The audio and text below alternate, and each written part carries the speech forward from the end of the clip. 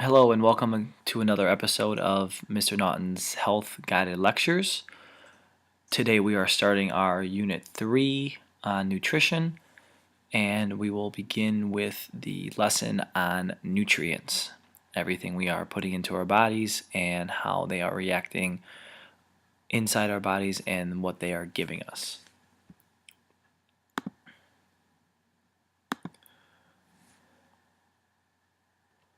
So, there are three energy providing nutrients, and they are proteins, carbohydrates, and fats.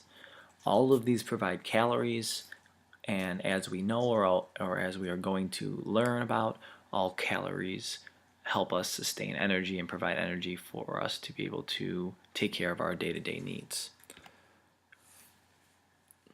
Each nutrient should provide these percentages of our daily calories. So carbohydrates, fats, and proteins should make up roughly 100% of our daily calories, and this is how it should break down. Carbohydrates should account for 60%, just around 60% of our daily calories, while fats should take up about 30%, and proteins should be 10%. And when we get into different types of diets and different types of body types and different types of workout regimens, we will discuss how these can fluctuate, but normally, under normal circumstances, these are the numbers that you should try to stick to on a daily basis when you are consuming your foods. So the first nutrient we're going to talk about is protein, and its job or its role is to build and repair all your broken down body tissue.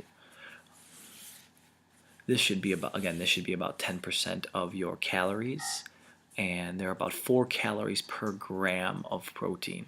So good sources of protein are meat, fish, eggs, nuts, beans, and milk.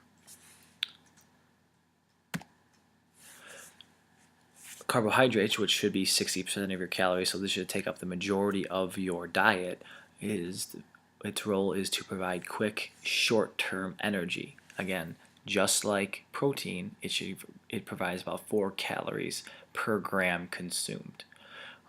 There are two different types of carbohydrates. The first type is simple carbohydrates. These are sweet and they get used up very quickly. And these some examples could be candy, cake, anything with refined sugar in it is known as a simple carbohydrate. Then there are complex carbohydrates, and these include starches and fibers as well.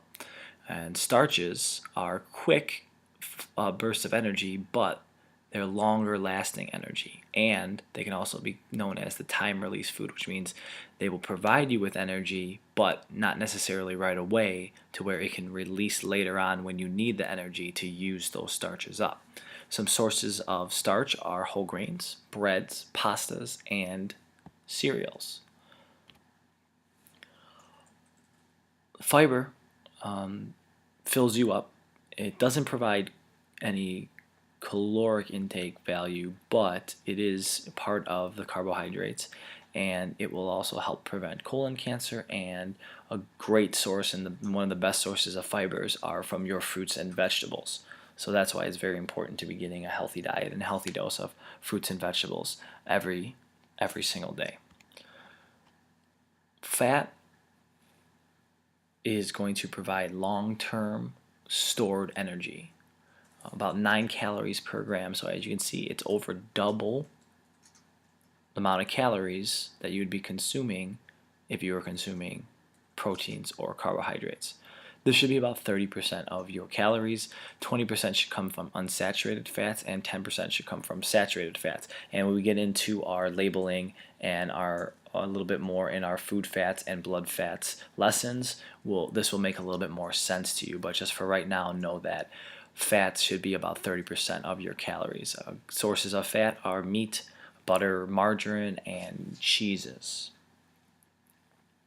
The reason why stored energy source is underlined in fat is because we all know that if there's too much fat in our diet, this will store in our body. Our body will almost be tricked with our diet and make it think that if we're eating this much fat, we must need it for some reason, and so our body will actually store it away and hold on to it. That's why, especially in this country, people get into a lot of trouble of eating too much fat in their diet, getting too much fat in their diet, and it's storing in their body because the body is thinking that it's going to need this for the long term. And that's why we see so many overweight people, and we have an epidemic of obesity in this country. So there are some nutrients that we should also be consuming on a day-to-day basis that do not provide calories in our diet. These are vitamins, minerals, and water, the essential water. Vitamins will assist the body's chemicals, reactions, and metabolism, which means that everything that's going on chemically in the body, vitamins will assist with those proper reactions, and metabolism is the rate at which we break down food, so vitamins help that as well.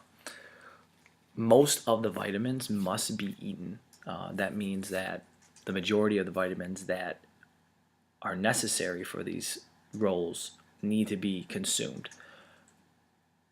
There is one vitamin that can be consumed or that can be delivered from the sun, and that is vitamin D. And the source of these vitamins they actually come from all food groups, fruits and vegetables, fish and meats, the grains, the milk.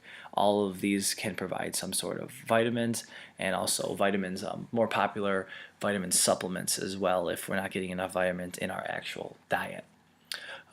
So there are two different types of vitamins. There are water-soluble vitamins, and there are fat-soluble vitamins. So water-soluble vitamins like vitamin C and all the B vitamins, if you have too much vitamins in your body, the excess will be washed out of the body, usually through the urine. The fat-soluble vitamins like A, E, D, and K, excess will actually build up in the fatty tissues, and that could actually cause a toxic effect. So you do have to watch out for the amount of vitamins that you get from A, D's, E, and K, because they could build up and actually start working against you. Cooking causes chemical breakdown of vitamins. So that means for fruits and vegetables, and for a lot of foods that don't need to be cooked, the freshest are the best. So especially with fruits and vegetables, if you can eat them fresh, you should, because when you do start cooking them, it'll start causing these vitamins to break down their chemicals and basically not give you as much of a positive final product as possible. Now, minerals. Minerals have many different roles, but the roles that we are going to need to know are they give structure to our bones and to our teeth.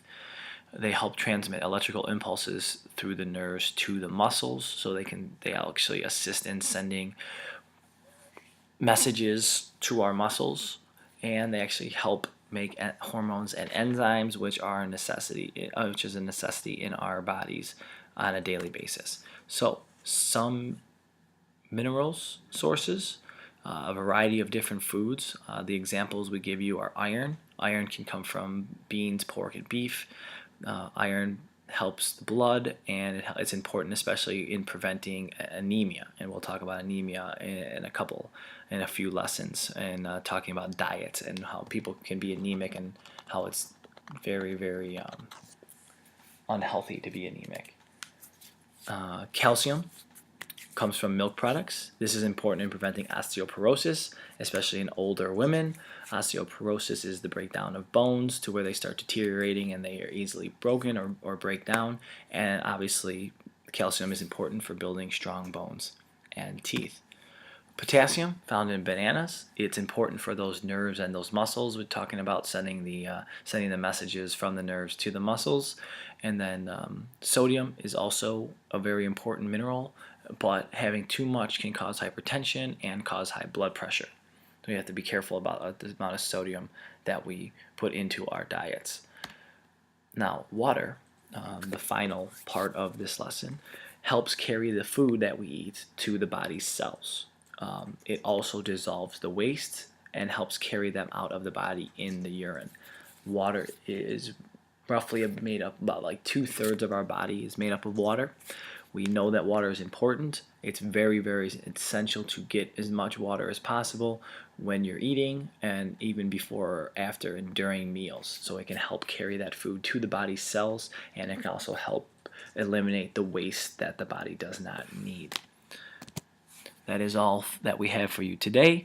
Thank you for listening, and we will see you next time. This is Mr. Naughton signing out.